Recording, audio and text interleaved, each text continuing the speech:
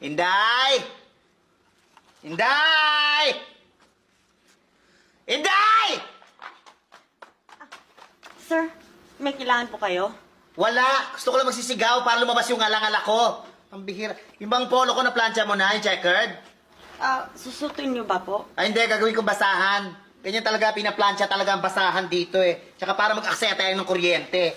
O nga pala, ito yung electric bill. Ito pera, Babayaran ko ba po, sir?